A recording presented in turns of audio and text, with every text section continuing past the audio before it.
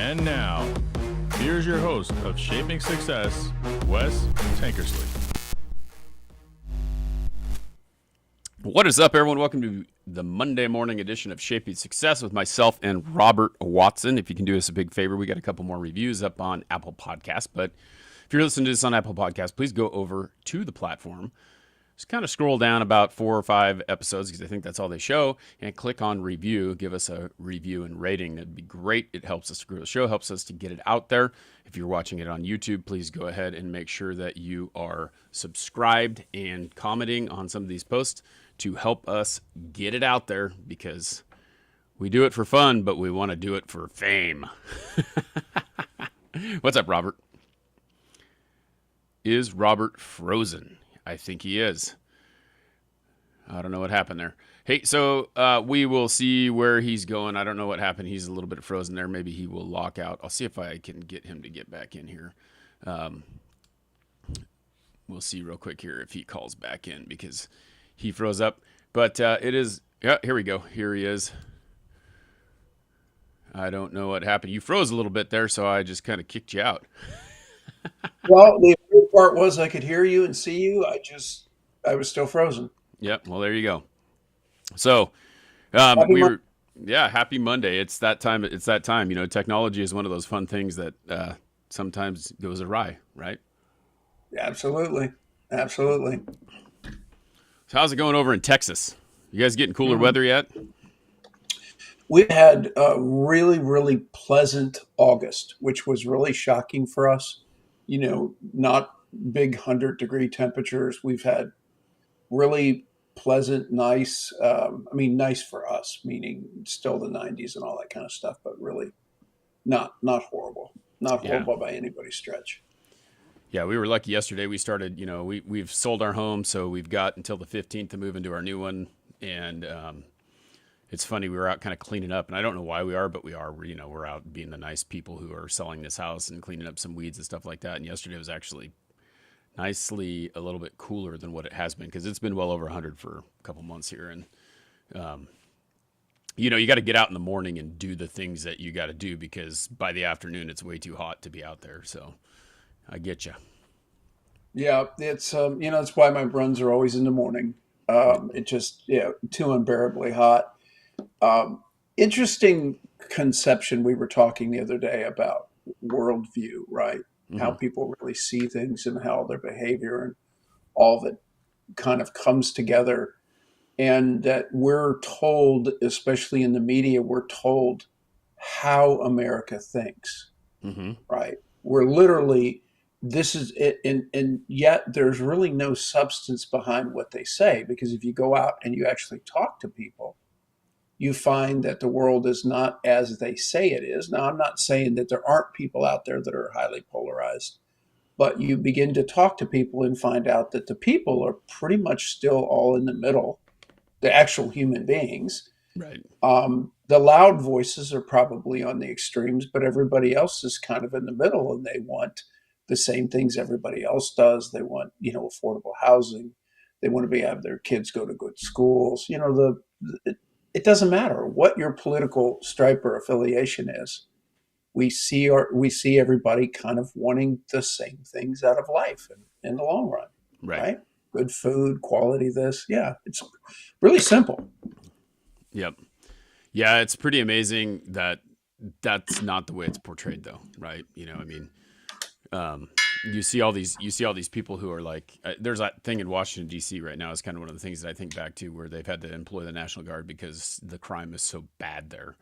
Do you think people really want to be sitting in somewhere where they're afraid that they can't even walk out their front door, or they have to lock everything up and put bars on their windows and things like that to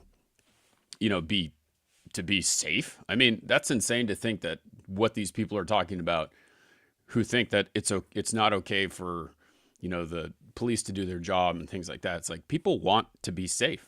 And it's amazing to me that we tell people that this is unfair and you shouldn't do this and these people need to do what they're doing. It's like, it's nuts. In California, they changed I think they're working to change it back, but they had changed it so that you're not a felony if you stole under $900 worth of stuff from a grocery store. So now they have to lock everything behind glass cases and things like that to keep people from stealing, but it's okay if you steal. What do you do? It's interesting because again, I'm not political party wise, but the problem in Washington, D.C. is not new. No, it's Um, one of the largest. It's been very bad in crime for a very long time, right? yeah, I mean, when I was there in the early 80s for the first time, right? We were basically told, don't go out after dark. Hmm. Why? It's not safe. I had a friend of mine who was part of the Marine Protection Detail for the White House, and he said that the front gate of their facility they were routinely shot at. And this is not 2025. This is not 2010. This is not 2000. This is 1990. Yeah. This problem has been going on I mean, I've been shocked that no one has done anything about it for the better part of 40 years for me. And I'm like, what do you mean? You've expanded.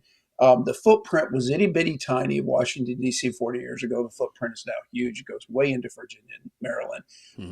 My point is, in the meantime, you didn't quell the crime? Really? Yeah. I mean, oh, wow.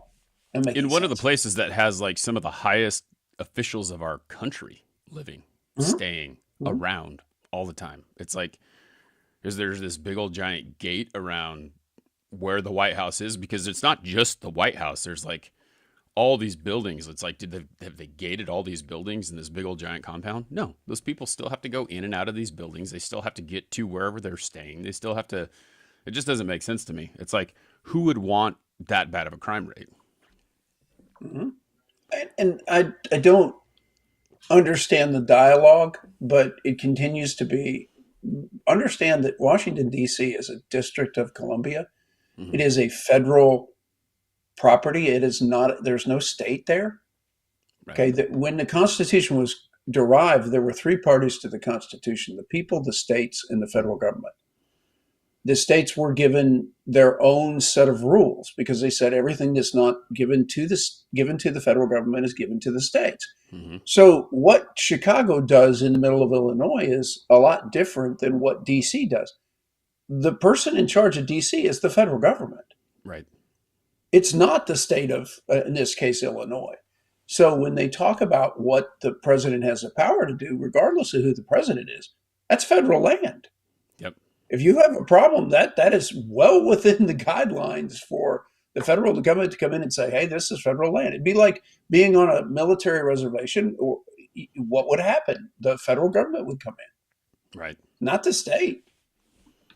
Yeah, and I mean, it's crazy because that's, you can look back to, I don't know, a couple months ago when they sent in the federal government into California, or the National Guard into California to get that squared away too, and they were saying the same things. And it's like, okay, so we have a problem here, and you're not taking care of the problem, and people's lives are at stake. What are we doing? I mean, it's Right. And it's federal land. They were protecting federal property. Again, I am not a federalist by any stretch of the imagination or somebody that wants the central government to be strong. That's not my point. My point is what the law says. It's not me conjecturing. That's the way the law is written. right. And if If you you're don't like not going it, to do your job, what can I say? yeah. Yeah.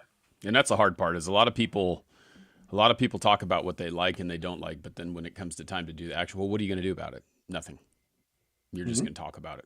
So it's like with anything in life, um, anything that I ever did when I was younger was like, a lot of people talk about it, but not very many people do it.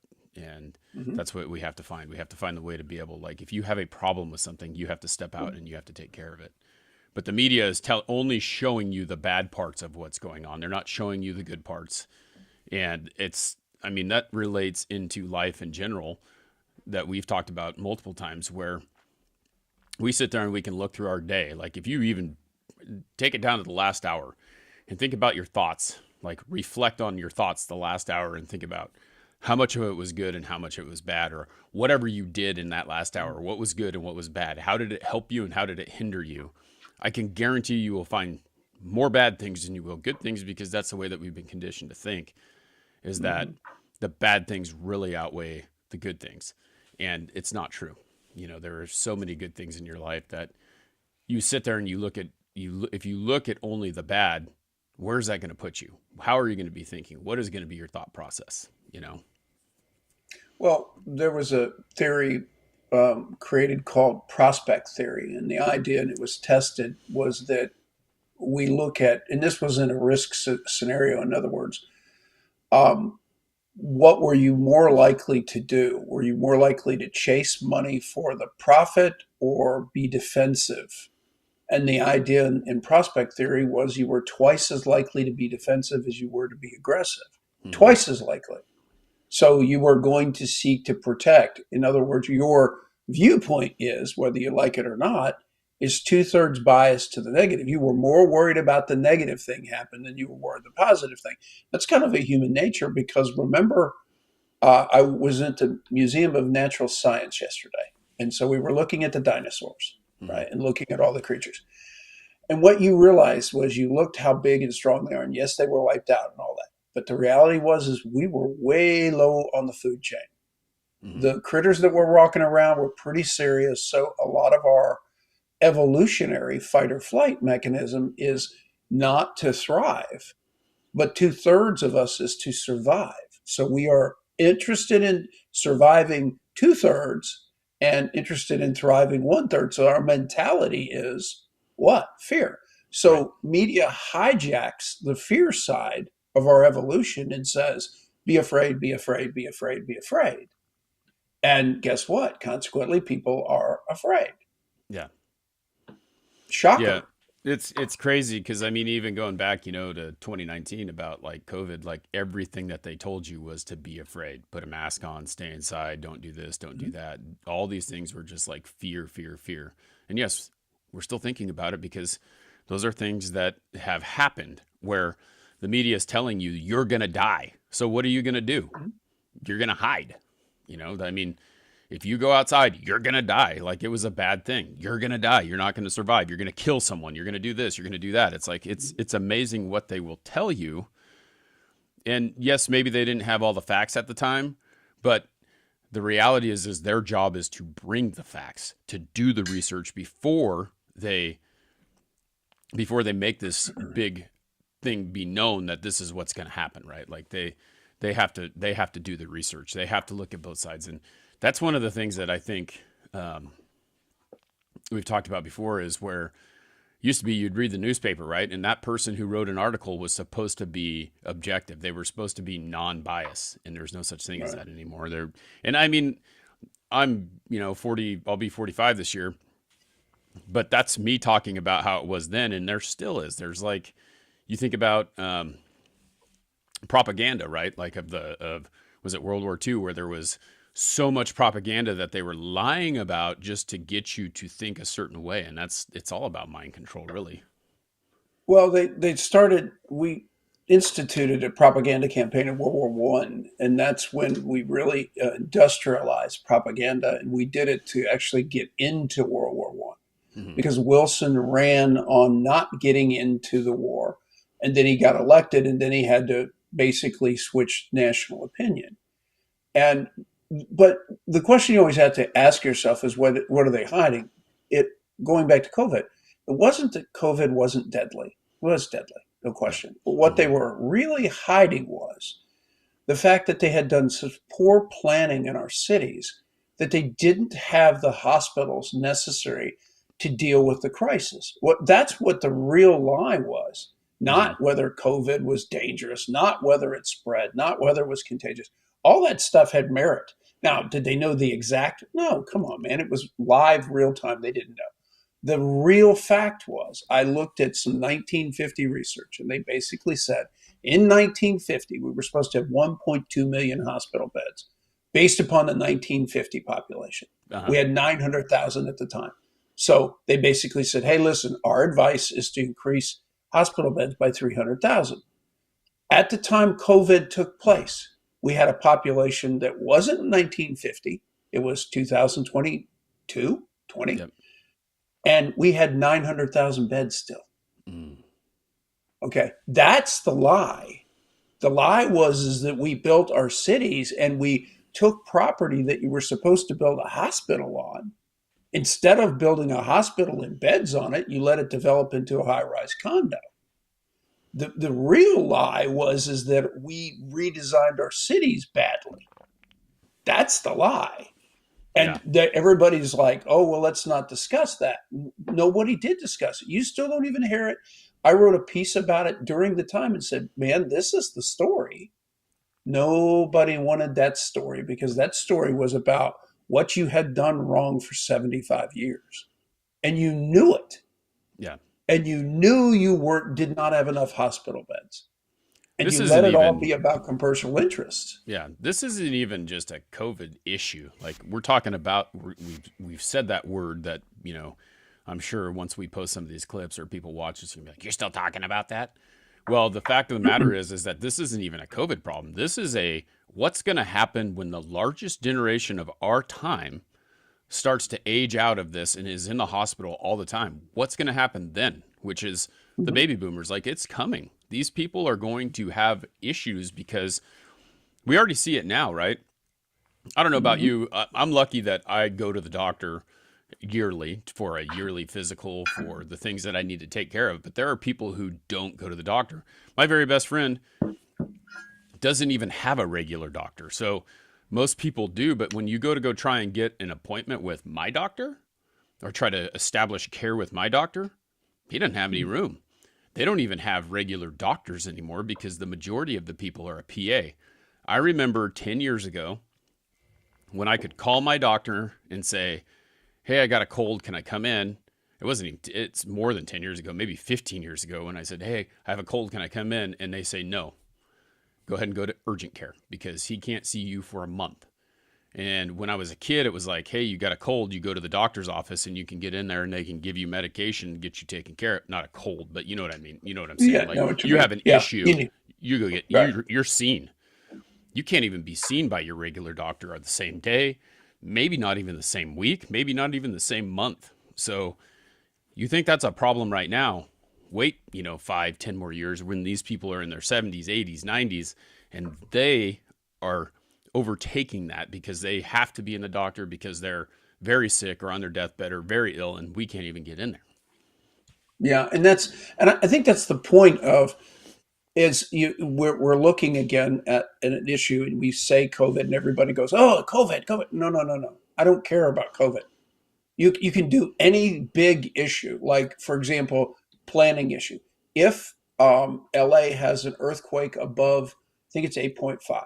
Mm-hmm. They will basically the casualty amounts will be so high that they will occupy every bed technically in the United States. Yeah. Well, dude, how in the world are the LA people going to be occupying a bed in Boston? Yep. So what you're saying is you're going to have a mass casualty event, which is an earthquake, which is nothing that the humans did. And you know it's coming, and you know you don't have emergency planning for it. Yeah. Really? Okay. The thing that's funny about that too is like I can't remember what they call where they rank in the economy, but California is like one of the highest ranking. Like it's the sixth largest economy in the world. Yeah, sixth largest itself. economy in the world. Okay, so what does that By mean to itself. be the sixth largest economy in the world? It means that it takes a lot of people to make that happen, right? And so if something happens to them, it affects the whole rest of the country. And you look at it like the fire scenario, what's going on with them and all these fires down there where they don't, and all this money is misappropriated and it's going to the wrong place. And then this whole area burns down that houses millions of people. Now what? What do you do? Yeah, and it's not like they don't know that it's a kind of a tinderbox. LA has always had that. So what was the answer? And again, this is back to city planning. The answer was you shouldn't have built LA the way you built it. You overbuilt it commercially. And so the commercial interest overcame the public good interest, like I'm saying about the lack of COVID beds, was again that issue from 1950 that simply said, hey, especially in high density areas, you're going to need this many hospital beds. Well, here's the thing. If a commercial developer was trying to get a block of land and it was a choice between a hospital or a commercial developer, Commercial developer got the land. Right. And there's a public good issue that should have been taken care of and dealt with, and it wasn't. And they basically, swept it under the rug, and nobody wants to talk about that part. You shouldn't have built LA as densely as you did. Yeah. And it doesn't take a genius to figure that out at this point. But now what's interesting is like I said about Houston, we have the same kind of problem because we can only take so much water into the ground when a hurricane happens. Why? Mhm. Because there's concrete on it now. Right. And so Houston was overbuilt. And so what happens is it floods like a madhouse. Why? Because you shouldn't have built it this way. Yeah. And what happened? Again, commercial interests. There is a public good issue where you have to say, listen, this makes absolutely no sense. You don't have the retention. You don't have the ability to soak up the water. What happens is every time you get so many inches of rain, the place turns into a bathtub. That's ridiculous. That's planning. That has nothing to do with COVID. Listen, hurricanes are going to happen. Wildfires are going to happen. Earthquakes are going to happen. Plagues are going to happen. These are real things. They're not man-made. And we're not there planned effectively for it because we've sold out to commercial interest and we're not protecting the public good. Yep. And it's crazy too, because you think about it like the fires, okay, in California. Idaho's on fire right now. Like I walk outside on Saturday and you look outside and you can see it's like the sky is smoky. I was telling my wife, I'm like, is it going to rain? And she's like, no, I'm pretty sure that's smoke. And you go out there and you look and yeah, it's smoke. There's smoke all over. But Idaho does things like selective logging. They go out and they cut down dead trees and they clean up the brush on the floor and they send out hot shots to kind of make sure that the fire season is less. But if you don't do that, then it's much worse. So it's all preventative maintenance that just has been, left, you don't do that. And obviously Idaho's not as dense and we don't have places like that in the middle of the, the state or whatever, but the cities are very well cleaned up. But if everything around it burns, guess what happens? It burns. So you have to do those preventative things. And if you don't appropriate those funds to do the things that need to do the preventative maintenance, which, the big thing with the ones now that they had was it's like, didn't they learn from the Big Sur ones? So there was a whole nother set of fires. I don't know how many years back, but it was the same thing. It was like, they're so good at protecting all these things. The reason why there's no water in the reservoir is they're protecting the spotted lizard or something like that, instead of worrying about the hierarchy of needs. And it's like, take care of, and I feel like we've talked about this before, but take care of the people first, because the people are the ones who help that. Well, it's a natural habitat. Yes, it's a natural habitat, but without that natural habitat, you don't have any place to live. So let's take care of it. Let's clean it up. Let's not protect everything and help people survive. Right. Or make the decision like in Texas, the problem is that the houses were being wiped out. So nobody could get insurance. So then they created an insurance pool for the houses. And my response was, why'd you do that? Why did you take the burden of dumb? In other words, if you build your house in a place where a hurricane's going to knock it down every 5 years, why are you building it there? Yeah. Again, back to the common sense of if you had to absorb the cost of your decision and it wasn't spread among everybody in the country, you wouldn't do it. Right. Yeah. What would you, it's just kind of funny. It's common sense. It's like, if you get hit by a car crossing the road, are you going to cross the road in the crosswalk or use the light, or what are you going to do? Are you going to try and jaywalk? I mean, it's pretty smart. Like it's like raising kids, right? If your kid goes and he touches the hot cookie pan and burns himself, do you think he's going to go for it again? Or is he going to go, oh, that's hot, I probably shouldn't do that? Right. And that's the moral hazard issue for us in society is when society as a whole absorbs stupid. Yep. And when I say absorb stupid, it absorbs the moral hazard of somebody doing whatever they want to do, and we absorb the cost. That's not what the game is supposed to be. If Houston needs to not be 3.7 million people and it needs to be 2.7 million people, well, then guess what? You need to get in there and do the planning and say, this is the way it goes. Yep. And they're going to say, well, what are we going to do about X, Y, or Z? I don't care what X, Y, or Z is. You're telling me that the population and the density and the footprint cannot be above $2.7 million to allow the water to retain. Perfect. Yeah. And it's 2.7 million people. That's it. You stop. And they're like, no, that's not what you do. I said, okay, go into a room and there's only so much oxygen. There's 2 people in the room, plenty of oxygen for 2 people. Are you going to put 3 people in there? No. Why? Because they all 3 die. Yeah. It's crazy. We're going through a lot of growth here, as we spoke about before. And there's different cities that do different things, and you can see what they do, and like based on what's going on. So Star, Idaho, 15 minutes away from here, building nonstop. Every single piece of farmland there is, they're building on. They're not stopping. They keep going. Well, there's not enough room for people to move around in that city now. It went from like 1,300 10 years ago to like 25,000. So it's like super quick. It's blown up, and they cannot keep up with that. Now, Middleton, Idaho, which is where I'm on the outskirts of and I kind of live in, you can't build there. A builder can't come in there and buy land without doing an impact study and then taking care of all the upkeep of what it's going to take to do that. So if it's putting in stop signs, putting in stoplights, putting in a drainage system, doing all those things, they have to do all that stuff, and the city has to approve it before it happens. Whereas over, 15 miles away, they're just like, let's just do it. Let's just make this bigger. And that's the crazy thing. It's like, do the research, know what you need, get it taken care of, and make it so people can actually live there before you allow people to live there.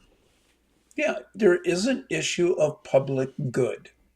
There is an issue of public good, and this is about sustainability. So listen, I'm not a tree hugger, Right. and I'm not, but even from a capitalist perspective, sustainability matters. You don't want to build a business that isn't sustainable. Well, you don't want to have public land in a situation that is unsustainable. You don't want to have a public health system that's not sustainable. Right. Well, who has to do that? Well, we do. We have to step up, form committees or whatever we need to do to put ourselves in a position of looking forward and saying, this is the way this needs to be. Yeah, Houston's going to have to shrink from 3.7 to 2.7 over the next 50 years. Okay, so what does that mean? No permits for new nothing. All you can do is replace X, and you can only have half of the replacements. Well, that's going to mean that people lose money on their land. Yep. You're right. It is. I'm sorry. That's life. What's funny about it too is that they look at it like, and there's both sides of this, right? So now the other side is going, well, the builder shouldn't do that.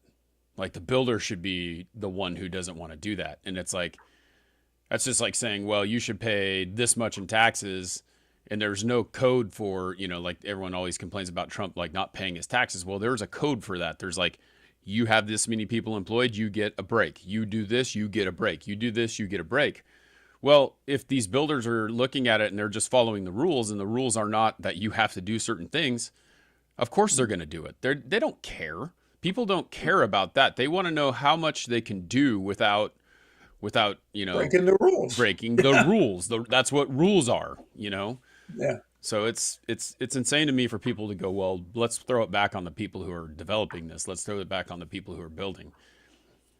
They're allowed to do what they're allowed to do, so they're going to do what they're allowed to do. If they're not allowed to do it, they don't do it. And if they do it, they get in trouble. Well, that's why we created public utility commissions. Why? So that you couldn't take your power and give it to the commercial interests. Why? Because you'd brown people out. Everybody knows it. Yep. You'd raise prices insanely and all that kind of. There's a reason why we created these committees to do what? To look into the public good. Yep. And again, that's and if it sounds socialist in its conception, it's because it is. It's communist in its inceptions because it communal understanding of what? Living together. Yep. Unfortunately, we need to live together. So somebody needs to make up the rules. Right. So, Yep, great talk today, Robert. I appreciate you hanging out. Just Absolutely. think a lot of people just need to stop and sit back and think. And that's where we at. Like we both, I feel like it's a common sense thing, and we have to find that common ground, that common sense, and do the right thing instead of just pointing the finger at both sides. It's like, what's the middle? Take care of your people. That's all there is Right. to it. And it's not always about a profit. Sometimes it is literally about the public good. What is best for the public? Yep, exactly. All right, everyone. Well, thanks for hanging out with us today. Please remember that we would love your review over on Apple Podcast. Subscribe wherever you're at. This is brought to you by Shade Bros. If you have any window covering needs in the Treasure Valley, please give us a call, 208-99-SHADE, and we will get you taken care of. Till next time, I challenge you to find the shape of your success. Happy Monday, everyone.